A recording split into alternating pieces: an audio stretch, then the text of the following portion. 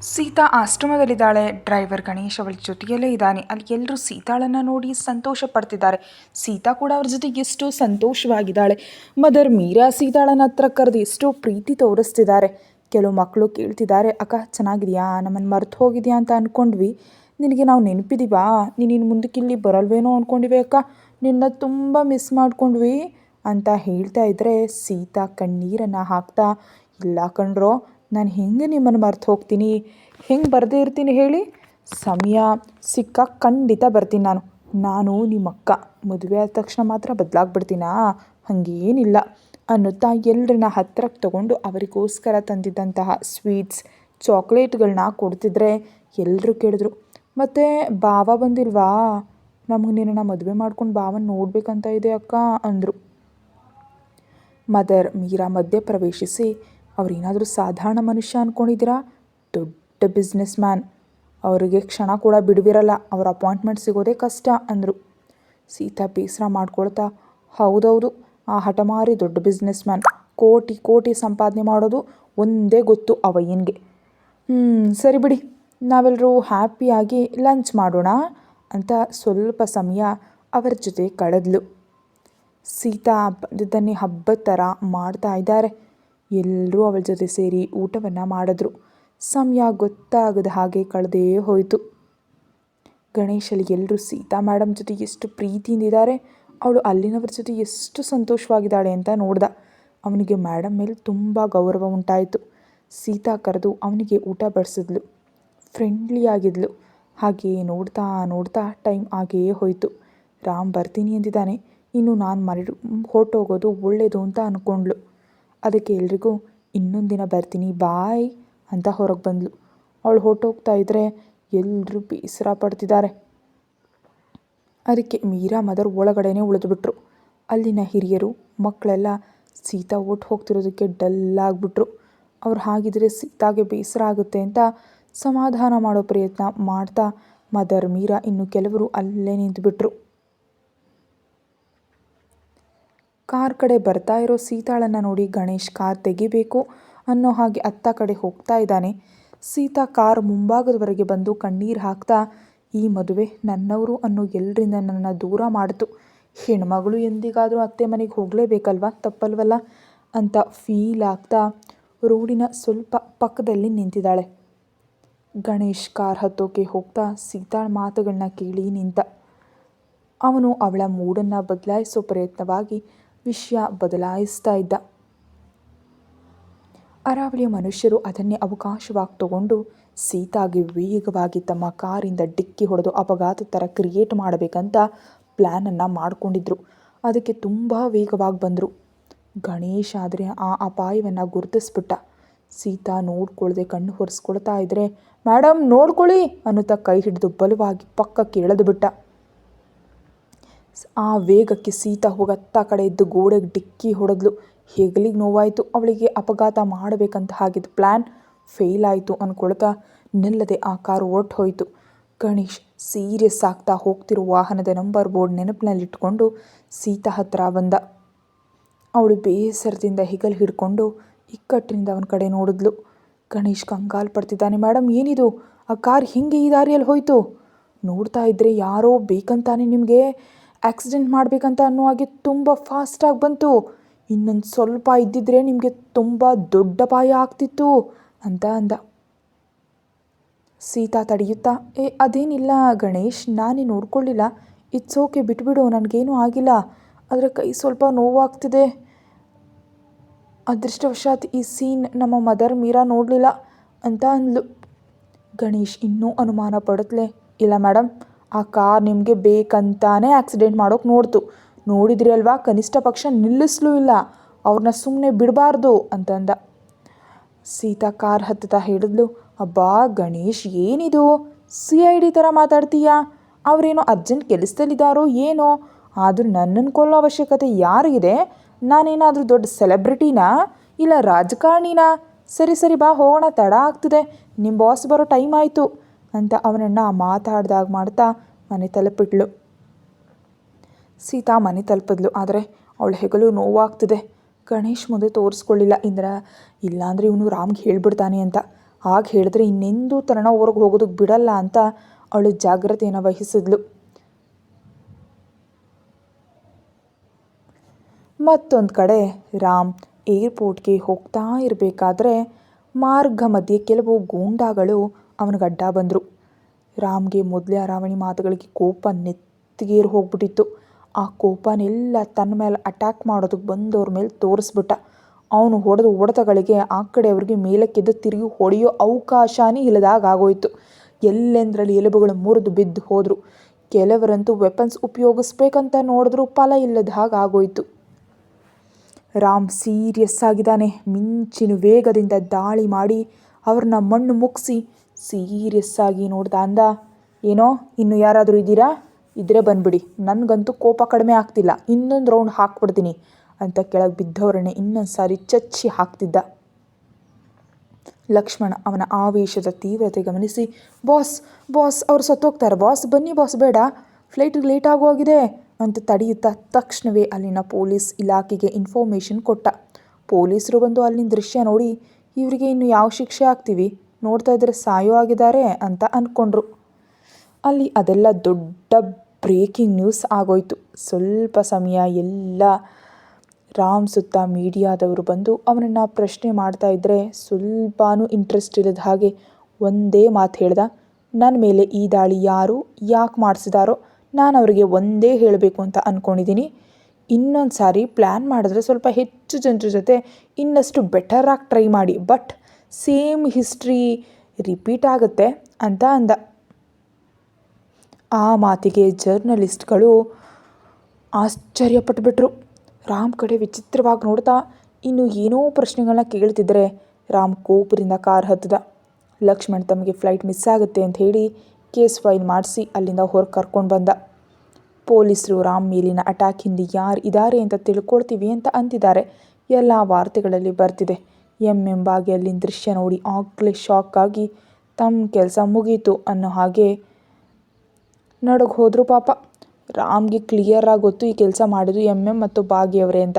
ಆದರೆ ಅವನು ಇವಾಗ ಬೇಗ ಮನೆಗೆ ತಲುಪಬೇಕಂತ ಅಂದ್ಕೊಳ್ತಿದ್ದಾನೆ. ಅದಕ್ಕಿಂತ ಮಿಗಿಲಾಗಿ ಇನ್ಯಾವ ಆಲೋಚನೆಯೂ ಇಲ್ಲ ಅವನಲ್ಲಿ. ರಾಮ್ ಎಷ್ಟು ಬೇಗ ಏರ್ಪೋರ್ಟ್ ಸೇರ್ಬೇಕು ಅಂದ್ಕೊಂಡ್ರು ತಡ ಆಗೇ ಹೋಯಿತು. ಫ್ಲೈಟ್ ಮಿಸ್ ಆಯಿತು. ಇನ್ನೇನಿದೆ, ಅವನಿಗಿನ್ನಷ್ಟು ಕೋಪ ಜಾಸ್ತಿ ಆಯಿತು.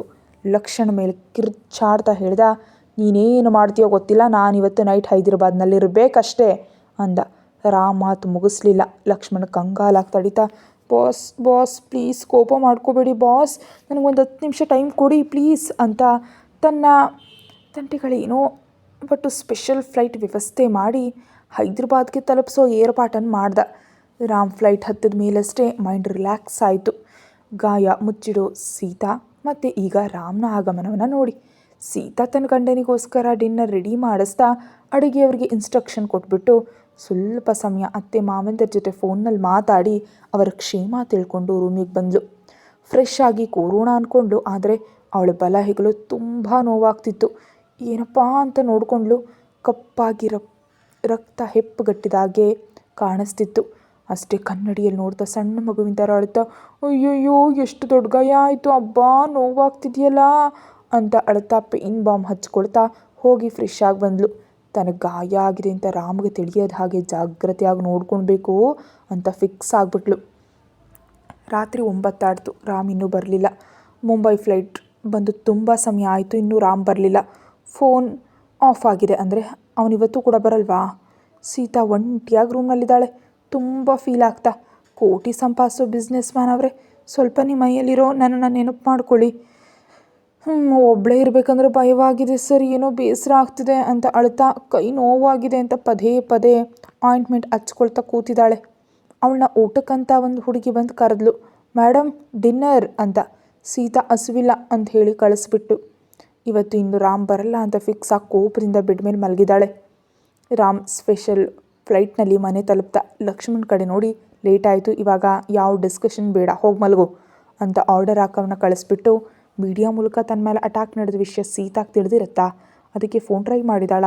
ತನಗೆ ನಡೆದದ್ದು ತಿಳಿದ್ರೆ ಹೆಂಗೆ ರಿಯಾಕ್ಟ್ ಮಾಡ್ತಾಳೋ ಅಂದ್ಕೊಳ್ತಾ ಒಳಗಡೆ ಹೋದ.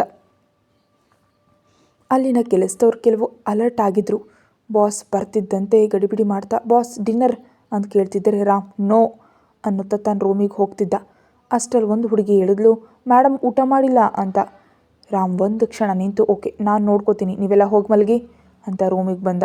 ಯಾಕೋ ಗೊತ್ತಿಲ್ಲ, ಅವನಿಗೆ ಸೀತಾಳನ್ನು ನೋಡೋವರೆಗೂ ಅವನು ಮನಸ್ಸು ತಡೀತಾನೇ ಇಲ್ಲ.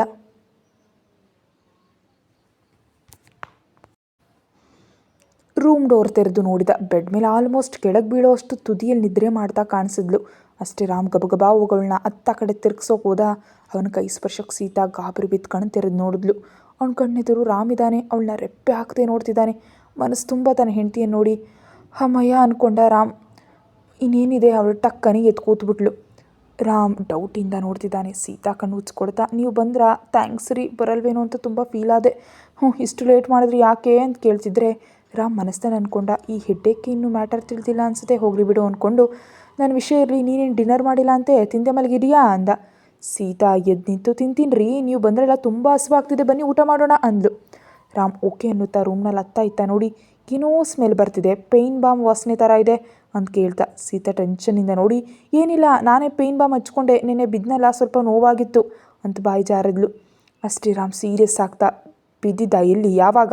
ನೀನೇನಾದರೂ ನಡೆಯೋಕೆ ಬರೋ ಸಣ್ಣ ಮಗು ಅಂದ್ಕೊಂಡ್ಬಿಟ್ಟಿದ್ಯಾ? ಬೀಳೋದೇನು? ಗಾಯ ಏನಾದರೂ ಆಗಿದೆ, ಎಲ್ಲಿ ತೋರಿಸು ಅಂತ ಕೇಳ್ತಿದ್ರೆ ಸೀತಾ ತಡೀತಾ, ಬೀಳೋದಂದರೆ ಬೆಡ್ ಮೇಲಿಂದ ಕೆಳಗೆ ಬಿದ್ದಲ್ಲ ಅದರ ಬಗ್ಗೆ ಹೇಳಿದೆ, ಗಾಯ ಏನಿಲ್ಲ ಬಿಡಿ, ನೋವು ಕೂಡ ಇವಾಗಿಲ್ಲ ಬಿಡಿ, ಕಡಿಮೆ ಆಯಿತು, ಪೇಯ್ನ್ ಬಾಮ್ ವಾಸನೆ ಮಾತ್ರ ಉಳ್ಕೊಂಡಿದೆ, ನನ್ನ ವಿಷಯ ಬಿಡಿ, ಬನ್ನಿ ಪ್ಲೀಸ್, ತುಂಬ ಹಸ್ವು ಅಂತ ಕರ್ಕೊಂಡು ಹೋದ್ಲು. ರಾಮ್ ಸಂದೇಹ ಪಡುತ್ತಲೇ ಹೊರಟ. ಇತ್ತ ರಾವಳಿಗೆ ವಿಷಯ ತಿಳಿತು. ರಾಮ್ ಹೆಂಡತಿ ತಪ್ಪಿಸ್ಕೊಂಡಿದ್ದಾಳೆ, ಸ್ವಲ್ಪ ಅದ್ರಲ್ಲಿ ಮಿಸ್ ಆಗಿದ್ದಾಳೆ. ಇವಾಗ ರಾಮ್ ವಿಷಯ ಹೇಳಿಬಿಡ್ತಾಳೆ. ಇನ್ನು ಮುಂದೆ ಸೆಕ್ಯೂರಿಟಿ ಇಲ್ಲದೆ ಆ ಅನಾಥ ಮುಕ್ತೋಳನ್ನ ಹೊರಗೆ ಕಳಿಸಲ್ಲ, ಸಾಧ್ಯನೇ ಇಲ್ಲ. ಅದು ನಾನು ಬಯಸಿದ ಮನುಷ್ಯನ ಜೊತೆ ಸಂಸಾರ ಮಾಡ್ತಾ ಸಂತೋಷವಾಗಿರ್ತಾ, ಇಲ್ಲ ಅದಕ್ಕೆ ನಾನು ಒಪ್ಪಲ್ಲ, ಸಾಯಲೇಬೇಕು ಅವಳು. ನನ್ನ ಹತ್ರ ಗರ್ವ ತೋರಿಸಿದ ರಾಮ್ ನನಗೆ ಬೇಕು, ಅವ್ನು ನನ್ನ ಕಾಲ ಹತ್ರ ಬರೋ ಹಾಗೆ ಮಾಡ್ಕೊಳ್ಬೇಕು ಅಂತ ಈಗಾಗಲೇ ಮದುವೆಯಾಗಿ ಹೆಂಡತಿ ಜೊತೆ ಇರೋ ರಾಮ್ ಮೇಲೆ ಹುಚ್ಚು ಆಸೆ ಬೆಳೆಸ್ಕೊಂಡು ಅವನೇ ಬೇಕಂತ ಪ್ಲ್ಯಾನ್ ಮಾಡ್ತಿದ್ದಾಳೆ. ಆ ಕಾರಣವಾಗಿ ಸೀತಾ ಮೇಲೆ ಇಲ್ಲದ ದ್ವೇಷ ಬರ್ತಿದೆ ಅವಳಿಗೆ. ಇಷ್ಟು ಟೈಮ್ವರೆಗೂ ಯಾರು ನಿನ್ನ ಡಿನ್ನರ್ ಮಾಡದೇ ಇರೋದು ಕೇಳಿದ್ರು, ಇವಾಗ ನೋಡಿದ್ರೆ ಬಲಗೈ ಎಡಗೈ ಅಂತ ವ್ಯತ್ಯಾಸ ಇಲ್ಲದೆ 2 ಕೈಗಳಿಂದ ಫುಡ್ ತಿಂತಿದ್ಯಾ? ನನ್ನ ಕಂಗಾಲು ಮಾಡ್ತಾ ತಿನ್ನೋಕೆ ಹೇಳ್ತಿದ್ಯಾ? ನಿನ್ನ ನೋಡ್ತಾ ಇದ್ದರೆ ಡಿಸ್ಕವರಿ ಚಾನಲ್ ಕೋತಿ ಮರಿಯನ್ನು ನೋಡ್ದಾಗಿದೆ ಅಂತ ಸಣ್ಣದಾಗಿ ನಕ್ಕು ತಿಂತ ಇದ್ದಾನೆ ರಾಮ್. 2 ಕೆನ್ನೆಗಳಲ್ಲಿ 2 ತುತ್ತಿಟ್ಕೊಂಡು, ಕೆನ್ನೆಗಳು ಉಬ್ಬಿಸ್ಕೊಂಡು ಅವ್ನ ಕಮೆಂಟ್ ಉರಿದ್ಕೊಂಡು, ನನಗೆ ಅದೇ ಡಿಸ್ಕವರಿ ಚಾನಲ್ನಲ್ಲಿ ಲಯನ್ ನೋಡ್ದಾಗಿದೆ, ನಿಮ್ಮನ್ನು ನೋಡ್ತಿದ್ರೆ ಮೇಲಕ್ಕಂದರೆ ಕಿರ್ಚಾಡ್ತಾರೆ ಅಂತ ಮನಸ್ಸಲ್ಲಿ ಬೈಕೊಳ್ತಾ ಗಬಗಬಾ ತಿಂತಿದ್ದಾಳೆ. ಅದಾದಮೇಲೆ ಮಧ್ಯರಾತ್ರಿ ಊಟ ಪೂರ್ತಿ ಆಯಿತು. ಸೀತಾ ಆಯಾಸ ಪಡ್ತಾ ನೀರು ಕುಡಿತಿದ್ದಾಳೆ. ರಾಮ್ ವಾಚ್ ಕಡೆ ನೋಡಿ, ಈ ಟೈಮಲ್ಲಿ ಫುಡ್ ತಿಂದರೆ ಯಾವಾಗ ಡೈಜೆಸ್ಟ್ ಆಗುತ್ತೆ? ಇವಾಗೇ ಹೇಳ್ತಾ ಇದ್ದೀನಿ, ಟೈಮ್ ಪ್ರಕಾರ ಫುಡ್ ತೊಗೋಬೇಕು, ಇಲ್ಲಾಂದರೆ ಸುಮ್ಮನಿರಲ್ಲ, ಸರಿ ಇನ್ನು ಹೋಗಿ ಮಲಗು. ಸೀತಾ ಅವನ ಕಡೆ ಊಟಿನ ನೋಡ್ತಾ, ನನ್ನ ಹೋಗಿ ಅಂತಿದ್ದೀರಾ ಯಾಕೆ? ನೀವು ಬರಲ್ವಾ, ನಿದ್ರೆ ಮಾಡಲ್ವಾ ಅಂದ್ಲು ಬೇಸರದಿಂದ. ಬರ್ತೀನಿ ತಾಯಿ, ಹೋಗು ಅಂತ ಆರ್ಡರ್ ಮಾಡ್ದ. ಅವಳು ಸರಿ ಅಂತ ರೂಮಿಗೆ ಹೊಟ್ಟೋದ್ಲು. ರಾಮ್ ಸ್ವಲ್ಪ ಸಮಯ ಲ್ಯಾಪ್ಟಾಪ್ನಲ್ಲಿ ಏನೋ ವರ್ಕ್ ಮಾಡಿಕೊಂಡು ರೂಮಿಗೆ ಹೋದ. ನೋಡಿದ್ರೆ ಸೀತಾ ನಿದ್ರೆ ಮಾಡ್ತಿದ್ದಾಳೆ. ಅವಳು ಹಾಗೆ ನೋಡಿದ್ರೆ ಅವನಿಗೆ ತುಂಬ ರಿಲ್ಯಾಕ್ಸ್ ಅನ್ನಿಸ್ತು. ಒಂದು ಸಣ್ಣದಾಗಿ ನಕ್ಕು, ಈ ಸಾರಿ ನೀನು ಕೆಳಗೆ ಬೀಳಲ್ಲ, ನಾನು ಬೀಳೋದಕ್ಕೆ ಬಿಡಲ್ಲ ಅಂದ್ಕೊಂಡ. ರಾಮ್ ಬೆಡ್ ಮೇಲೆ ವಾಲಿ ಅವಳ ಕಡೆ ತಿರುಗಿ ಅವಳನ್ನ ಹತ್ರಕ್ಕೆ ತೊಗೊಂಡ. ಅಷ್ಟೇ, ಸೀತಾ ಅವ್ನ ತೋಳ್ನಲ್ಲಿ ಊದಕ್ಕೆ ಹೋಗಿ ಹತ್ರಕ್ಕೆ ಬಂದುಬಿಟ್ಲು. ಬೆಚ್ಚಗಿರೋ ಅವಳ ದೇಹವನ್ನು ರಾಮ್ ಗಟ್ಟಿಯಾಗಿ ಹಿಡ್ಕೊಂಡು ಅವಳನ್ನ ಒಂದು ಗುಬ್ಬಿ ಮರಿ ಥರ ನೋಡ್ತಿದ್ದಾನೆ. ಸೀತಾ ಹಾಯಾಗಿ ನಿದ್ರೆ ಮಾಡ್ತಿದ್ದಾಳೆ. ಅವಳಿಗೆ ಒಂದು ಸ್ವಲ್ಪ ಅನುಭವ ಇಲ್ಲ ರಾಮ್ ಇದ್ದಾನೆ ಅಂತ. ರಾಮ್ ಕೂಡ ನಿದ್ರೆ ಮಾಡ್ದ. ಸೂರ್ಯೋದಯ ಆಗೋ ಸಮಯದಲ್ಲಿ ನಿದ್ರೆ ಇಳಿಸಿ ಸೀತಾ ಕನವರಿಸಿದ್ಲು. ಗಣೇಶ್, ನೀನೇನು ಹೇಳಬೇಡ, ನಿಮ್ಮ ಬಾಸ್ ಗಲಾಟೆ ಮಾಡ್ತಾರೆ, ಇನ್ನೆಂದು ನನ್ನ ಹೊರ ಕಳಿಸಲ್ಲ, ಕಾರ್ ನನ್ನ ಅಪಘಾತ ಮಾಡಬೇಕಂತ ನೋಡ್ತು ಅಂತ ತಿಳಿದ್ರೆ ಇನ್ನೂ ಅಷ್ಟೇ. ನಿಜಕ್ಕೂ ದೂರ್ವಾಸರಿಗೆ ಮೂಗಿನ ಮೇಲೆ ಕೋಪ. ಬೇಡ, ಏನು ಹೇಳಬೇಡ, ಅದ್ರ ಕೈ ತುಂಬ ನೋವಾಗ್ತಿದೆ, ಕಡಿಮೆ ಆಗುತ್ತೆ ಬಿಡು ಅಂತ ಅವಳು ಮನಸ್ಸಲ್ಲಿ ಮುಚ್ಚಿಟ್ಟಿದ್ದ ವಿಷಯ ಕನವರಿಸ್ತಾ ಹೇಳೇ ಬಿಟ್ಲು. ಅಷ್ಟೇ ರಾಮ್ ಸೀರಿಯಸ್ ಆಗ್ತಾ, ವಾಟ್, ಕಾರ್ ಅಪಘಾತನ? ಯಾವಾಗ, ಎಲ್ಲಿ ಅಂತ ಆತಂಕ ಪಟ್ಕೊಳ್ತಾ ನಿದ್ರೆ ಮಾಡ್ತಾ ಇರೋ ಸೀತಾಳನ್ನು ಕದಲಿಸ್ತಾ, ಏಯ್ ಕಾರೇನು, ಎಲ್ಲಿ, ಏನು ನಡೀತು ಅಂತ ಕೇಳ್ತಿದ್ದಾನೆ. ಸೀತಾ ನಿದ್ರೆಯಿಂದಿದ್ದವನ ಕಡೆ ಇಕ್ಕಟ್ಟಿನಿಂದ ನೋಡ್ತಾ, ಏನು ಕಾರ್ ರೀ? ಮನೆ ಹೊರಗೆ 6 ಕಾರುಗಳಿವೆ, ಅವುಗಳಲ್ಲಿ ಯಾವ ಕಾರ್ ಬೇಕು ನಿಮಗೆ? ಆದರೂ ನನ್ನನ್ನು ಕೇಳ್ತೀರಿ ಯಾಕೆ? ನಿಮ್ಮ ಕಾರುಗಳು ಯಾವ್ಯಾವ ನನಗೇನು ಗೊತ್ತು? ಇನ್ನು ನಿಮ್ಮ ಅಲಾರಾಮ್ ಸದ್ದು ಮಾಡಿಲ್ಲ ತಾನೇ, ನಿದ್ರೆ ಮಾಡಿ ಪ್ಲ್ಯಾನ್ ಅಂತ ಅವನಿಂದ ಬಿಡಿಸ್ಕೊಂಡು ಪಕ್ಕಕ್ಕೆ ತಿರುಗಿ ಮಲಗಬೇಕಂತ ನೋಡಿದ್ಲು. ರಾಮ್ ಒಪ್ಪಲಿಲ್ಲ. ಸೀತಾ, ಹೀಗೆ ನೋಡು, ಇವಾಗ ನೀನು ನಿದ್ರೆಯಲ್ಲಿ ಕಾರ್ ಅಪಘಾತ ಅಂತ ಏನೋ ಮಾತಾಡಿದೆ, ಏನು ನಡೆದಿದೆ ಹೇಳು, ಇಲ್ಲಾಂದ್ರೆ ಸುಮ್ಮನಿರಲ್ಲ ನಾನು. ಅಷ್ಟೇ ಸೀತಾ ಕಂಗಾಲಾಗಿ ಎತ್ಕೂತು, ಏನು ಕಾರ್ ಅಪಘಾತನ? ಹಾಗೇನಿಲ್ವಲ್ಲ, ನಾನೇನು ಕನ್ವರ್ಸಿಲ್ಲ, ನೀವೇನೋ ಕನ್ಸ್ಕೊಂಡಿರ್ತೀರಿ. ಸರಿ, ಸ್ವಲ್ಪ ಹೊತ್ತು ಮಲಗಿ, ನಾನು ಫ್ರೆಶ್ ಆಗಿ ನಿಮಗೆ ಕಾಫಿ ತರ್ತೀನಿ ಅಂತ ತಪ್ಪಿಸ್ಕೊಂಡ್ಳು. ಅವಳು ತಡಬಡಿಕೆಯಿಂದ ರಾಮ್ ಕನ್ಫರ್ಮ್ ಆಗೋಯ್ ಸೀತಾ ಏನೋ ಮುಚ್ಚಿಡ್ತಿದ್ದಾಳೆ ಅಂತ. ನಿಮಿಷಗಳಲ್ಲಿ ರಾಮ್ ಡ್ರೈವರ್ ಗಣೇಶ್ ಹತ್ರ ಸೇರಿದ. ನಿದ್ರಿಂದಿದ್ದು ಬಾಸ್ಗೆ ಮ್ಯಾಟ್ರ್ ತಲುಪಿಸ್ಬೇಕಂತ ನೋಡ್ತಿದ್ದ ಗಣೇಶ್, ಬಾಸ್ ಆ ಕೋಪದಿಂದ ಅಷ್ಟು ಮುಂಜಾನೆ ತನ್ನ ಹತ್ರ ಬರೋ ಅಷ್ಟಿಗೆ ಗುಂಡಿಗೆ ಹಿಡ್ಕೊಂಡು ಬಯಲಿಂದ ನೋಡ್ತಿದ್ದಾನೆ. ರಾಮ್ ನಿಜವಾಗ್ಲೂ ಲಯ್ಯನ್ ಥರ ನೋಡ್ತಾ ಕೇಳ್ದ, ಏನು ನಡೀತೇನೆ, ಏನು ಅಪಘಾತ? ಅಷ್ಟರಲ್ಲಿ ಲಕ್ಷ್ಮಣ ಬಂದೆ ಏನು ನಡೀತಿದೆಯೋ ಅನ್ನಾಗ ನೋಡ್ತಿದ್ದಾನೆ. ಗಣೇಶ್ ನಡೆದಿದ್ದೇನೆ ಹೇಳ್ದ. ಬಾಸ್ ನಿನ್ನೆ ಈವ್ನಿಂಗ್ ಮೇಡಮ್ ಅವ್ರ ಮನೆಗೆ ಹೋಗೋಣ ಅಂತ ಕಾರ್ ಹತ್ರ ಬರ್ತಿರ್ಬೇಕಾದ್ರೆ ರಸ್ತೆ ಮೇಲೆ ತುಂಬ ಫಾಸ್ಟಾಗಿ ಒಂದು ಕಾರ್ ಬಂತು. ನಾನು ನೋಡಿದೆ, ಇನ್ನೇನಾದರೂ ಇದ್ದಿದ್ರೆ ಆ ಕಾರ್ ಮೇಡಮ್ ತುಂಬ ದೊಡ್ಡ ಅಪಾಯ ತಂದುಬಿಡ್ತಿತ್ತು. ಆ ಟೈಮ್ನಲ್ಲಿ ಏನು ಮಾಡಬೇಕಂತ ಗೊತ್ತಾಗಲಿಲ್ಲ ಸರ್. ಮೇಡಮ್ ಕೈ ಹಿಡಿದು ಪಕ್ಕಕ್ಕೆ ಕೆಳೆದ್ಬಿಟ್ಟೆ. ಮೇಡಮ್ ಕೈ ಗೋಡೆಗೆ ತಗಲಿ ನೋವಾಯಿತು. ಮೇಡಮ್ ದೊಡ್ಡದಾಗಿ ಲೆಕ್ಕಿಸ್ಲಿಲ್ಲ, ಬೇಕಂತೆ ನನಗೆ ಯಾರೋ ಅಪಘಾತ ಮಾಡ್ತಾರೆ, ನಾನೇನಾದರೂ ಸೆಲೆಬ್ರಿಟಿ ಅಂದ್ಕೊಂಡಿದ್ಯಾ ಅಂತ ತಳ್ಳಿ ಹಾಕ್ಬಿಟ್ರು. ರಾಮ ಆವೇಶ ಪಡ್ತಾ, ಯಾವನೋ ಕಾರ್ ಓಡಿಸಿದ್ದು, ನೀನು ಹಿಂಗೆ ಹೇಳ್ಬಿಟ್ಟೆ, ಹೇಳು ಯಾವನವನು ಅಂತ ಕೋಪದಿಂದ ಕಾಲರ್ ಹಿಡ್ಕೊಂಡ. ಗಣೇಶ್ ಭಯದಿಂದ ಕಾರ್ ನಂಬರ್ ಹೇಳ್ದ. ಸೀತಾ ಮೇಡಮ್ ನಿಮ್ಮ ಹತ್ರ ಏನು ಹೇಳಬೇಡ ಅಂದಿದ್ರು ಬಾಸ್, ನನಗೆ ಕ್ಷಮಿಸಿ. ರಾಮ್ ಇನ್ನು ಸೀರಿಯಸ್ ಆಗ್ತಾ, ಅವಳು ಹೇಳ್ಬೇಡ ಅಂದರೆ ಬಿಟ್ಬಿಡ್ತೀಯಾ? ಅವಳು ಸಣ್ಣ ಹುಡುಗಿ, ನಿನಗೆ ಬುದ್ಧಿ ಏನಾಗಿತ್ತು? ತಕ್ಷಣ ನನಗೆ ಹೇಳ್ಬೇಕಿತ್ತಲ್ಲ. ನನ್ನ ಹೆಂಡತಿ ವಿಷಯದಲ್ಲಿ ಯಾವ ಸಣ್ಣ ತಪ್ಪು ನಡೆಯೋಕೆ ಬಿಡಲ್ಲ, ನಾನು ಕ್ಷಮಿಸಲ್ಲ. ಇನ್ನೊಂದು ಸಾರಿ ಇಂಥ ತಪ್ಪು ನಡೆದ್ರೆ ಕೊಂದು ಹಾಕ್ಬಿಡ್ತೀನಿ ಅಂತ ಲಕ್ಷ್ಮಣ್ ಕಡೆ ನೋಡ್ದ. ಆ ಕಾರ್ ಯಾವುದು, ಡ್ರೈವ್ ಮಾಡಿದ್ದು ಯಾರು, ಆ ಪ್ಲೇಸ್ನಲ್ಲಿ ಏನು ಮಾಡ್ಬೇಕು ಅಂದ್ಕೊಂಡಿದ್ರು, ಎಲ್ಲ CC ಕ್ಯಾಮ್ರಾ ಏನಾದರೂ ಇದ್ದರೆ ಪೂರ್ತಿ ವಿವರ ನನಗೆ ಬೇಕು. ಇನ್ನೊಂದು ಗಂಟೆಯಲ್ಲೆಲ್ಲ ಇನ್ಫಾರ್ಮೇಷನ್ ಹತ್ರ ಇರಬೇಕಂದ. ರಾಮ್ ಗಣೇಶ್ ಕಡೆ ನೋಡ್ದ. ಅವನಿನ್ನು ಟೆನ್ಷನಲ್ಲಿದ್ದಾನೆ. ಓಕೆ ಥ್ಯಾಂಕ್ಸ್ ನನ್ನ ವೈಫ್ನ ಸೇವ್ ಮಾಡೋದಕ್ಕೆ, ಗುಡ್. ಇನ್ನೊಂದು ವಿಷಯ, ನೀನು ನನ್ನ ಹತ್ರ ಇದೆಲ್ಲ ಹೇಳಿದ್ದು ನಾನು ನಿನ್ನ ಮೇಲೆ ಕಿರ್ಚಿದ ಒಳಗಡೆ ಇರೋ ನನ್ನ ಹೆಂಡತಿಗೆ ತಿಳಿಬಾರ್ದು, ಅರ್ಥ ಆಯ್ತಾ ಅಂದ. ಗಣೇಶ್ ನಡುಕ್ತಾ ಓಕೆ ಬಾಸ್ ಅರ್ಥ ಆಯಿತು ಅಂತ ಹೇಳ್ದ. ರಾಮ್ ತಿರುಗಿ ರೂಮಿಗೆ ಬಂದ. ಅಲ್ಲೊಂದು ದೃಶ್ಯ ಕಣ್ಣಿಗೆ ಬಿತ್ತು. ಸೀತಾ ಹೆಗಲ ಮೇಲಿರೋ ಗಾಯವನ್ನು ಕನ್ನಡಿಯಲ್ಲಿ ನೋಡ್ತಾ ಪೇನ್ ಬಾಂಬ್ ಹಚ್ಕೊಳ್ತಿದ್ದಾಳೆ. ರಾಮ್ ರೂಮ್ನಲ್ಲಿಲ್ಲ ಅಂತ ಡ್ರೆಸ್ ಸ್ಲೀವ್ ಹತ್ತಿರ ರಿಮೂವ್ ಮಾಡಿಕೊಂಡು ಅವಳು ಆ ಕನ್ನಡಿ ಮುಂದಿದ್ದಾಳೆ. ಅಷ್ಟೇ, ಅವನ ಮೈಂಡ್ ಬ್ಲಾಕ್ ಆಗೋಯ್ತು.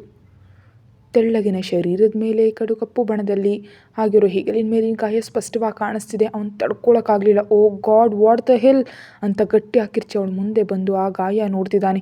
ಅವನಾಗ ಸಡನ್ನಾಗಿ ಎಂಟ್ರಿ ಕೊಟ್ಟು ತನ್ನ ಗಾಯದ ಕಡೆ ನೋಡ್ತಿರೋದಕ್ಕೆ ಏನು ಮಾತಾಡದೆ ಹಾಗೆ ನಿಂತು ಹೋಗ್ಬಿಟ್ಲು.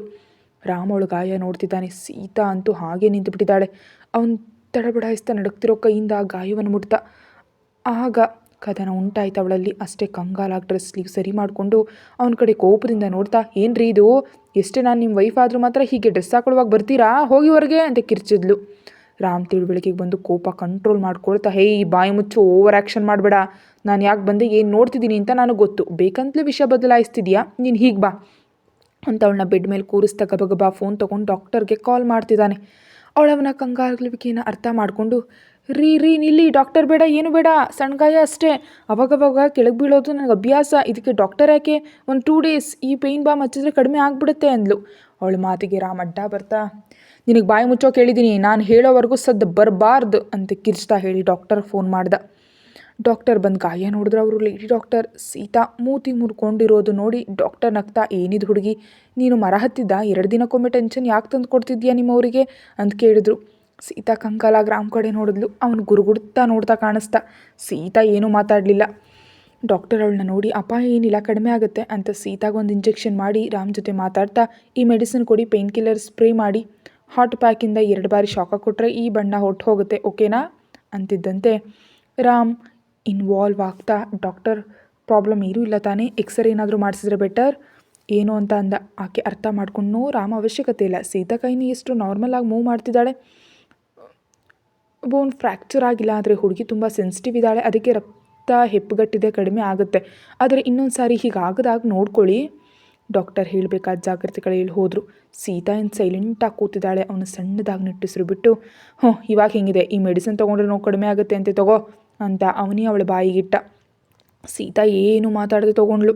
ರಾಮ್ ಡೌಟಿಂದ ಕೇಳ್ದ, ನಿಜಕ್ಕೂ ಏನು ನಡೀತು, ಇಷ್ಟು ದೊಡ್ಡ ಗಾಯ ನನ್ನ ಹತ್ರ ಯಾಕೆ ಮುಚ್ಚಿಟ್ಟೆ, ಅಂದರೆ ಏನು ನಿನ್ನ ಉದ್ದೇಶ, ನಾನು ಎಷ್ಟು ಬ್ಯುಸಿ ಇದ್ದರೂ ಹೆಂಡತಿಯನ್ನು ಲೆಕ್ಕಿಸ್ಕೊಳ್ಳೋದು ಮೂರ್ಖ ಅಂದ್ಕೊಂಡಿದ್ಯಾ, ನಿನ್ನನ್ನು ಲೆಕ್ಕಿಸ್ಕೊಳ್ಳಲ್ಲ ಅಂತ ನೀನೇ ಫಿಕ್ಸ್ ಆಗಿಬಿಟ್ಯಾ, ನನ್ನ ಹತ್ರ ಹೇಳೋದು ಅನಾವಶ್ಯಕ ಅಂದ್ಕೊಂಡಿದ್ಯಾ, ಅದಕ್ಕೇನ ಹೇಳಿಲ್ಲ ಅಂದ. ಅವನಾಗ ನಿಲ್ಲದೆ ಮಾತಾಡ್ತಿದ್ರೆ ಸೀತಾ ಸಮಾಧಾನ ಕೊಡದೆ ಕೂತಿದ್ದಾಳೆ. ಅಷ್ಟೇ, ರಾಮ್ ಸೀರಿಯಸ್ ಆಗ್ತಾ, ಏಯ್ ಏನಿದು ಕಿಚ್ಚಾಡ್ತಾ ಇದ್ದೀನಲ್ಲ, ಆನ್ಸರ್ ಹೇಳ್ದೆ ಕೂತ್ರೆ ಹೆಂಗೆ, ಬಾಯಿ ತೆರೆದು ಮಾತಾಡೆ ಅಂದ. ಅಷ್ಟೇ, ಅಲ್ಲಿವರೆಗೂ ಸೈಲೆಂಟಾಗಿ ಸೀತಾ ಸೀಲಿಂಗ್ ಹೋಗೋ ಕಿರ್ಚ್ತಾ, ನೀವೇ ಹೇಳಿರಲ್ಲ ಬಾಯಿ ಮುಚ್ಕೊಂಡಿರು ಅಂತ, ಮತ್ತೆ ನೀವೇ ಮಾತಾಡಿಸ್ತೀರಾ ಯಾಕೆ ಅಂದ್ಲು. ರಾಮ್ ತಲೆ ಹಿಡ್ಕೊಂಡು, ನನಗೆ ಅವಶ್ಯಕವೇ ಈ ಹೆಡ್ಡೇಕ್ ಅಂದ್ಕೊಳ್ತಾ ನೋಡ್ದ. ಸೀತಾ ಮೂತಿ ತಿರುಗಿಸ್ತಾ, ನನಗೆ ಅವಶ್ಯಕವೇ ಈ ಹಠಮಾರಿ ಅಂತ ಡೈಲಾಗ್ ಆಗ್ತಾ ಅವನು ಕಿರ್ಚಾಡ್ತಾನೆ ಅಂತ ಕವರ್ ಮಾಡ್ತಾ, ಬೆಡ್ ಮೇಲಿಂದ ಕೆಳಗೆ ಬಿದ್ದೆ ಅಂತ ಹೇಳ್ದಲ್ಲ, ಅವಾಗ ತಗಲಿರುತ್ತೆ ಗಾಯ, ಬಿಟ್ಬಿಡಿ ಹೊಟ್ಟೋಗುತ್ತೆ, ನಿಮಗೆ ಆಫೀಸ್ ಲೇಟ್ ಆಗುತ್ತೆ ಏನೋ, ನೋಡ್ಕೊಂಡು ಹೋಗಿ ಅಂತ ಅಂತಿದ್ದಂತೆ ರಾಮ್ ವಾಚ್ ಕಡೆ ನೋಡಿ, ಹೌದು ನಾನು ಹೋಗ್ತೀನಿ, ನಾವು ಮಾತ್ರ ಚೆನ್ನಾಗಿ ಸುಳ್ಳುಗಳು ಹೇಳ್ತಾ ಇರಿ, ಬೆಡ್ ಮೇಲಿಂದ ಬಿದ್ದರೆ ಈ ಗಾಯ ಆಯಿತಾ, ಯಾಕೆ ಸುಳ್ಳು ಹೇಳ್ತಿದ್ಯಾ ಅಂದ. ಸೀತಾ ತಲೆ ಹಿಡ್ಕೊಂಡು, ಈ ಗಣೇಶ್ ಬಾಯಿ ಸುಮ್ಮನಿರಲ್ಲ ಅಂತ ಬೈಕೊಳ್ತಾ, ಏನೋ ಯಾವಾಗ ತಗೊಳ್ತೋ, ಬೆಡ್ ಮೇಲಿಂದ ಬಿದ್ದೆ, ಹಾಗೆ ಆಶ್ರಮದಿಂದ ಬರ್ತಾ ಇರಬೇಕಾದ್ರೆ ಅಲ್ಲಿನ ಗೋಡೆ ತಗಲ್ತು. 2 ಸಾರಿ ಈ ರೀತಿ ಆಗೋಯಿತು. ಇವಾಗ ಬಿಟ್ಬಿಡಿ ಪ್ಲೀಸ್. ಈ ವಿಷಯ ಮನಸ್ಸಿನಲ್ಲಿ ಇಟ್ಕೊಂಡು ನನ್ನನ್ನು ಹೌಸ್ ಅರೆಸ್ಟ್ ಮಾಡ್ತಾ ಎಲ್ಲೂ ಕಳಿಸ್ತಾ ಇರಬೇಡಿ ಪ್ಲೀಸ್ ಅಂದ್ಲು. ರಾಮ್ ಅವಳೆದುರು ಕೂತು, ಅದೇನಮ್ಮ ಹಾಗೆ ನಾನು ಯಾಕೆ ಮಾಡ್ತೀನಿ? ನನಗೇನಾದರೂ ಹುಚ್ಚ? ರೋಡ್ ಮೇಲೆ ಹೋಗ್ತಾ ಇದ್ರೆ ಆಕ್ಸಿಡೆಂಟ್ ಆಗುತ್ತೆ ಅಂತ ರೋಡ್ ಮೇಲೆ ಹೋಗೋದೇ ಬಿಟ್ಬಿಡ್ತೀವ? ಹಾಗೆ ಮಾಡಿದ್ರೆ ನಾವು ಹೇಡಿಗಳಾಗ್ತೀವಿ. ತಕ್ಕ ಜಾಗ್ರತೆಗಳು ತೊಗೊಂಡ್ರೆ ಸಾಕು. ಓವರ್ ಥಿಂಕಿಂಗ್ ಬಿಟ್ಟು ರೆಸ್ಟ್ ತಗೋ, ನಾನು ಹೋಗ್ಬೇಕಂದ. ಅಷ್ಟೇ ಸೀತಾ ಗೆದ್ದೆ ಜಿಗಿದು, ಅಂದರೆ ನನ್ನ ಏನೂ ಅನ್ನಲ್ಲ ಅಲ್ವಾ ಅಂದ್ಲು. ರಾಮ್ ಅವಳನ್ನ ಪರೀಕ್ಷಾತ್ಮಕವಾಗಿ ನೋಡ್ತಾ, ಮದುವೆ ಆದ ಫಸ್ಟೇ ಹೇಳಿದ್ದೆ, ನಿನ್ನ ಲೈಫ್ ನಿನ್ನಿಷ್ಟ, ನೀನು ಎಲ್ಲಾದರೂ ಹೋಗ್ಬೋದು ಬರ್ಬೋದು, ನನ್ನ ಪರ್ಮಿಷನ್ ಅವಶ್ಯಕತೆ ಇಲ್ಲ. ಹಾಗೆ ನನಗೆ ನೀನು ಪರ್ಮಿಷನ್ ಬೇಡ, ಯಾರಿಷ್ಟ ಅವರದ್ದು, ಅರ್ಥ ಆಯ್ತಾ? ನೀನು ನಿನಗಿಷ್ಟ ಬಂದ ಹಾಗಿರು, ಬಟ್ ಏನು ಮಾಡಿದ್ರು ಏನು ನಡೆದ್ರು ನನ್ನ ಹತ್ರ ಮುಚ್ಚಿಡಬೇಡ, ಸುಳ್ಳು ಹೇಳಬೇಡ, ಸುಮ್ಮನಿರಲ್ಲ ಅಂದ. ಅವಳಾಗ್ತಾ, ಓಕೆ ನೀವಿಷ್ಟು ಸಾಫ್ಟಾಗಿ ಮಾತಾಡ್ತೀರಾ ಅಂತ ಗೊತ್ತಿರಲಿಲ್ಲ ನನಗೆ, ಥ್ಯಾಂಕ್ಸ್. ಇನ್ನು ಮುಂದೆ ನಾನು ಏನು ಮುಚ್ಚಿಡಲ್ಲ. ಸರಿ, ನಿಮ್ಗೆ ಆಫೀಸ್ಗೆ ಲೇಟ್ ಆಗುತ್ತೆ ಅಲ್ವಾ, ಬನ್ನಿ ಬ್ರೇಕ್ಫಾಸ್ಟ್ ಮಾಡೋಣ, ನನಗೆ ಹಸುವಾಗ್ತಿದೆ ಅಂತ ಅವನ ಕೈಯನ್ನು ಸಪೋರ್ಟಾಗಿ ತೊಗೊಂಡು ಬಿಡ್ಡಿಳಿದ್ಲು. ರಾಮ್ ಮೀರಕ್ಕೆ ಸಾಫ್ಟಾಗಿ ಮಾತಾಡ್ತಿದ್ರು. ಅವನಲ್ಲಿ ತುಂಬ ಸಂದೇಹ ಇದೆ, ಕೋಪದಲ್ಲೂ ಇದ್ದಾನೆ. ಬ್ರೇಕ್ಫಾಸ್ಟ್ ಮಾಡಿ ಅವಳಿಗೆ ವಿಶ್ರಾಂತಿ ತಗೋ ಅಂತ ಹೇಳಿ ರಾಮ್ ಆಫೀಸ್ಗೆ ಕೊಟ್ಟೋದ. ಅವನು ಹೋದ್ಮೇಲೆ ಸೀತಾ ಅಮ್ಮಯ್ಯ ಅಂತ ಉಸಿರು ಬಿಟ್ಲು. ಆಫೀಸ್ನಲ್ಲಿ ತನ್ನ ಕ್ಯಾಬಿನಲ್ಲಿದ್ದಾನೆ ರಾಮ್. ಅವನ ಮುಂದೆ ಲಕ್ಷ್ಮಣ್ ಪೂರ್ತಿ ಡೀಟೇಲ್ಸ್ ತೊಗೊಂಡು ನಿಂತಿದ್ದಾನೆ. ಕತೆ ಮುಂದುವರಿಯುತ್ತೆ. ಹೆಚ್ಚಿನದಕ್ಕಾಗಿ ಮೆಂಬರ್ಶಿಪ್ ತೊಗೊಂಡು ನೋಡಿ.